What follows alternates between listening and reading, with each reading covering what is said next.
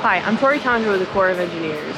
We're out here in Sodus Point, New York on our East Breakwater project. The project consists of roughly 500 feet of stone revetment, and this revetment will help with shoreline protection in this area.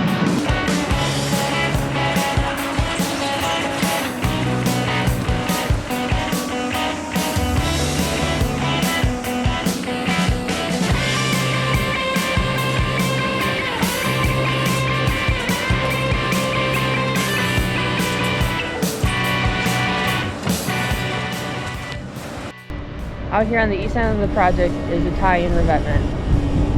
The revetment's made of bedding stone, which is the smallest stone, underlayer, as you can see here, and then armor stone that's currently out in the water.